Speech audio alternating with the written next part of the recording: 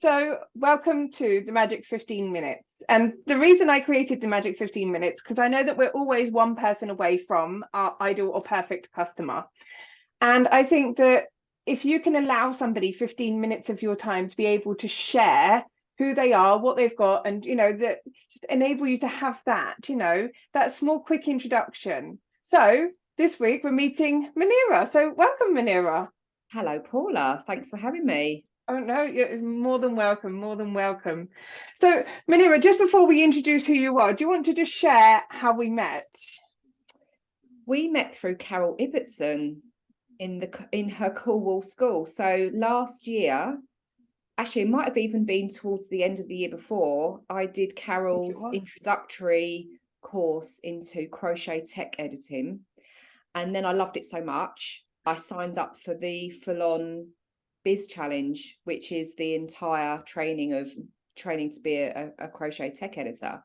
And obviously you are involved heavily in those courses, so that's how we met. Yeah. And then we probably have meetings quite regularly now, don't we? We do. We're kind of ingrained now in each other's lives a bit. So yeah. But no, it's really good. So going on from that then, Munira, okay, what businesses then can I say that as of today that you own and you run? What are your businesses? So my main business is my sports massage business. So I've been running that business for nearly 13 years actually, and it's called Tri-Essence Therapies. And I work one-to-one with clients, doing clinical massage, so fixing people. They come to me with all sorts of injuries, problems, repetitive strain, bad necks, bad backs, knee replacements, you name it. That's the perfect person for me at the moment. Yeah, we just had a little chat about that, didn't we? So that's what I do for most of my time. And then I also had a hobby, which is crochet, which I started back in 2018. And obviously completely different to massage, but I do have actually a creative background because I've got a textile design degree, which I did years ago. And I fell back into it sort of accidentally, really, and just loved it so much and got a bit obsessed with it, and was trying to think. Obviously COVID hits quite bad, especially in my industry, because being what we call close contact, I wasn't allowed to work for about eight months. That would be a huge impact on it, especially if that's your main earning of it. Especially as it's a sort of business where you can't really, there's other things you can do to make a bit of money on the side with instructional videos and things like that, but it's nothing near to the income I was getting from my one-to-one business. So I did think sort of probably in 2021, a year after COVID hit, I really need to do something to protect myself and have that second income that doesn't require one-to-one meeting people. I can do it online, I can work on my own. And then I discovered Carol. I saw a Facebook ad and it was something along the lines of, have you ever thought about being a crochet tech editor? Sign up to my introductory. So I was like, I don't even know what that is. I had no idea what a tech editor was, or a technical editor, I should say.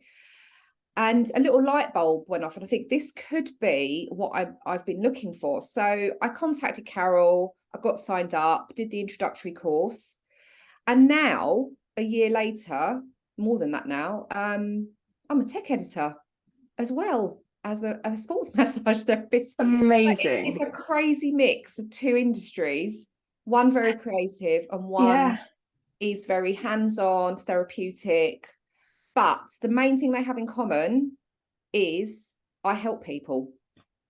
And I think that was my destiny, clearly, to help people. Yeah, I bet helping people, but also what a story that you've been able to create a second business from a passion. So many people out there want to have that, don't they? Yeah, because that was my thing. I was really getting quite stressed about, I don't just want to go and get a job somewhere because I've done the whole corporate thing. what else? I was like, well, how can I make money from things I love doing? And if it wasn't for you and Carol putting those ads out, I still would have been sat here, probably don't know what never heard of a tech editor. And it has changed my life in that I am now doing something I absolutely adore. Don't get me wrong, I love my massage side of things, but this feeds into the creative side of my personality and my life. And I've realized that I do need both in my life. I think we all need that, something that, you know, ignites our creative passion. You know, even if you think that you're not creative, believe me, you will be in some shape or form. And it's really important to have that in your life. Yeah, that thing that makes you want to jump out of bed in the morning. You know, sometimes it's we have that, oh, I have to go to work, or I have to do this today, or I have that client coming over. But you know, that thing that makes you jump out of bed and go, so how the hell did I land this? You know, I'm the luckiest person in the world. Yeah. It's a great feeling. It's a great feeling. It is. So, and you know, same with the massage. When someone leaves me and they're able to walk out the door when they came in and they were hobbling, or they've suffered with repetitive strain injury, for instance, for months and months, and nothing seems to be working, and I can get that person to a state in their life where they actually can think about other things and carry on with their lives. That's so important. And tech editing is the same. You know, someone comes to you with a pattern, and pattern writing isn't necessarily everyone's thing. You know, pattern writing, whether it's knitting or crochet, is quite complicated. Some people, the best crocheters aren't necessarily the best pattern writers. It's that I can't articulate how I want to make this look into written words. And so I can help transform that pattern into being something that's totally legible, and will end up selling loads for that person, for that designer. And it can make the difference of a good pattern or a bad pattern. That's amazing. So for those people that don't necessarily know what a tech editor is or does, because I know that you've alluded to the fact that you can help them, do you want to just share about being a tech editor actually, and what is actually involved in that? Yeah, because I mean, I didn't even know what it was 2 years ago. Well, so for layman's terms, for the standard person actually watching this, you know, what would you say in the easiest terms a tech editor does? You know, so in the simplest terms, a crochet tech editor is basically like a copywriter and a pattern and a maths checker. So we take someone's pattern, and if you've never seen a knitting or a crochet pattern, it is basically, to the untrained eye, it's like jargon. it does. For me, it looks like jargon. Yeah, we use a lot of abbreviations, a lot of really weird terms, and they all reference stitches basically, and how to manipulate the yarn. Yeah, because you don't write 7 stitches and then turn over and do something else, do you? It's almost like writing in shorthand. But it's like a whole new language. When I'm surprised when I'm going through the courses and I see it. It's like learning a different language completely. Yeah, it is. And you know, and a lot of, because when I first started getting into tech editing, one of the questions I asked the industry was, you know, what do you find hardest about written crochet patterns? And a lot of people said they just don't understand the terminology. And it's why channels like YouTube are huge, because you can literally learn to do anything on YouTube. Yeah. Because it's that visual thing of, I'm watching someone making something and I'm making it alongside with them. However, the reason why that isn't always the best route when you're knitting and crocheting is it's just not practical to be watching a screen all the time. You know, sometimes you just want to get your pattern and sit there with it on your lap and make your thing without having to put TVs on, be in front of a screen, kids are running around, oh, I want to watch this, or so-and-so wants to watch that. It doesn't always work that way. And the real challenge for a lot of designers is being able to read a written pattern, which is jargon. When you don't know what it means, it's like you say, it's another language. So I literally take that pattern, and knowing that it has to be written in a certain way, that it's basically simple maths. It's about division, multiplication, adding, subtracting, because it's all stitches, you're counting stitches. And if they don't stack back to a number that the pattern designer wants it to stack back to, then your design will not work. It's as simple as that. That's huge though, isn't it? So yeah. imagine all of those patterns that haven't been tech edited or checked by somebody.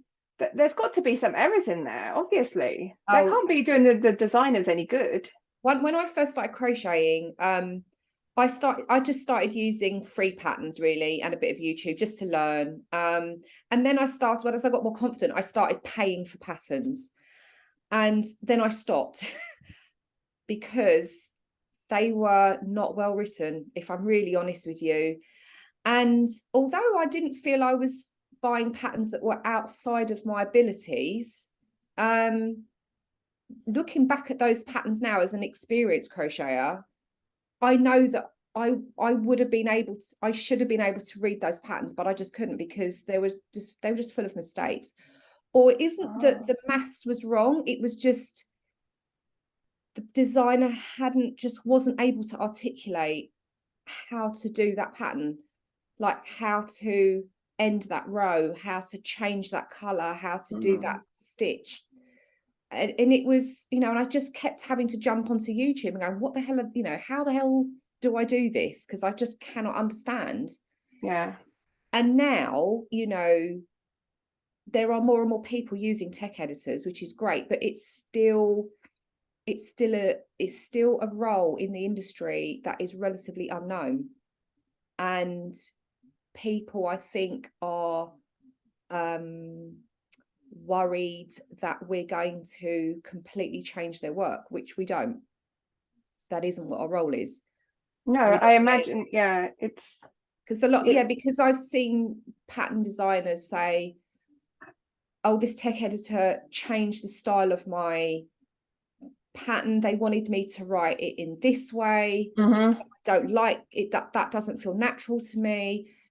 That isn't really what Carol taught us. And I personally believe I agree with Carol. It's like you cannot take that designer's influence on the pattern. It's their pattern. They want it to look that way. They want it to sound that way. They want it to read that way. So long as mathematically and the terminology is correct, they can stick whatever they want on the pattern, use whatever format they like. And that's what's important, really.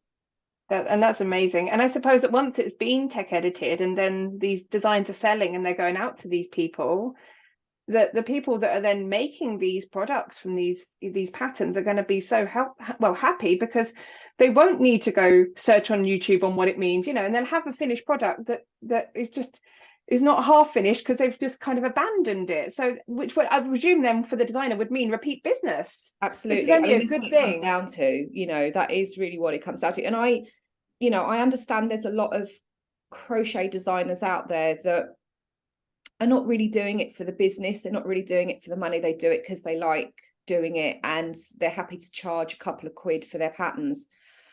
But there are a lot of designers now that are making a living out selling patterns. And for those guys, I'd say tech editing is really important. It really should be the first point of call. Once you've written your pattern, get a tech editor involved and then get it out to the pattern testers, because that's another problem that we do see a lot. The poor old pattern testers are expected to check everything. That isn't what they do. They're generally not, they do it for free, don't they, pattern testing? Yeah. Gosh, and can you imagine if they get something that's really screwed up, how much, because yarn is not cheap. No, exactly. I mean, they offer their services for free. They get the pattern free at the end of the day, which is fine. It's good if it's a good pattern. I see complaints from designers saying their pattern testers missed certain mistakes and they've had to go back into a published pattern and change it. I'm like, well, I'm really sorry, but that isn't the role of a pattern tester. Of course, if there's a glowing error, they're going to tell you, but there will be things that they miss because they're not they're not trained tech editors. They No. make patterns. No. And us tech editors, we're trying to educate the crochet design world that this is an important role and it's worth the investment. Amazing, amazing. So let me ask you then, so why do you do what you do in that case? You know, why do you do it? The tech editing. And yeah, well, everything that you do. I mean, you just have a smile on your face all the time, actually, when I see you. So Oh. I mean, I've just fallen into these roles of helping people. I think that's when I used to work in the corporate world where I didn't really help people. It was really stressful. Used to be a buyer, traveling the world, which sounds great, but it really wasn't. Very stressful. Got really burnt out, and I just thought, at that point I was sort of looking for people to help me. You know, I was getting a lot of holistic treatments myself to deal with stress and tension and all that sort of thing, and I was just so overwhelmed with the effects of therapies. And I just thought one day I could do this. I could absolutely do this. I love this. I love that world. It's so different. It's caring. You have to have empathy, patience, although I'm not great at that. But you know, you get people that come to you that are really in bits because, you know, they're in a lot of pain, a lot of discomfort. They've tried everything, nothing's worked, and they're really on their knees. And although the crochet world isn't like that, but you know, when for instance, like I worked on a pattern recently that had a really small error on a chart, but it would have been quite significant for the reader because they would have been really confused. And although it wouldn't have really made too much difference because I think the crochet would have worked it out, but for me to point out to that design, look, there's a little issue, but it's gonna really change the chart. It's going to really change that person's experience. And then the designer is so grateful that you've pointed that out, because even when I'm writing because I design as well and write patterns, you know, even when I'm writing my own patterns and I'm looking at that document maybe 100 times, and my tech editor will go, yeah, you've still spelt that wrong.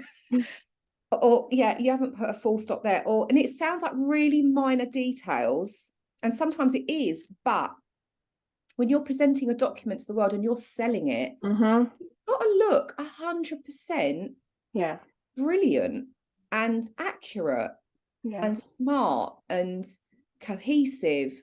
And it's the same with my massage. Is that I've done tons of training. I've spent years training, invested a lot of money in that business, so I can say to my clients, this is what's wrong. I'm going to help you. This is how I'm do it, and we're going to work together. It's the same thing, the results are the same. Some, you know, both parties walk away feeling better about what they've done. One coming to see me and feeling better, and the other, I feel confident that my pattern's ready for sale and that people are going to buy it and they're going to get on with it straight away and not have any problems. Fabulous. Well, so let me ask you then, okay? What advice would you give to somebody that wants to do the same as you? They want to pull up a business based on their hobby. What would you say to them? So keep your eyes peeled for a start, because, you know, I'm on my socials all the time, because it isn't about looking at cat videos, and believe me, I watch a lot of them. It isn't about just watching what makes you laugh and go spying on your friends and all that sort of thing. Businesses are running their businesses on the social media. And sometimes you will see something. And also because the social media platforms feed you what you like. If you like making jewelry, if you like pottery, if you like making clothes, and you start following similar industry, Facebook and Instagram feed you with what you like. And it's how I found Carol. It's just keep an eye on what's out there, and also really engage with people. That is literally how I've started getting some tech editing clients because I engage with people on my socials. Perfect. And I'm not on there for hours chatting. I am saying, that looks great, how can I help, you should do this. That's so important. And it's really, and what I did when I was trying to find something to do, which ended up being tech editing, was I literally got a bit of paper and just wrote down, I just brain dumped, what is it about this hobby that I love? And also, what is it I love doing? And my number one is always helping people. That is what I do. And then from that, almost like a brain map of, right, these are the boxes I need to tick. And once you've got that, it's just about speaking to people, engaging with people on social media or even out in the world that you may feel you have nothing in common with, but they do. Going to networking groups, meeting other sole trader businesses, because sole trader businesses help each other. They do. That's very true. That's very true. So keep your eyes open is Munira's top tip. Yeah. Okay. So we've got 2 more quick questions, then we're going to jump off. Okay. So give me a fun fact about you, Munira. Well, because I went to an 80s disco a couple of weeks ago, which was hosted by Martin Kemp of Spandau Ballet. And that's showing my age now, really showing my age. And he waved at us.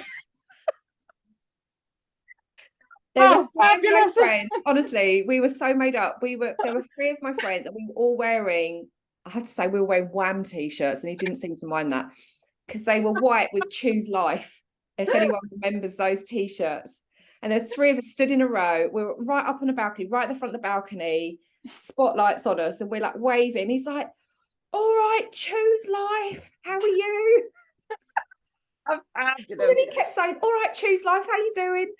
Fabulous. It was really funny. It was hilarious. Good. Because you think you're in a crowd of literally hundreds of people, and he's like spotted 3 of us. It was amazing.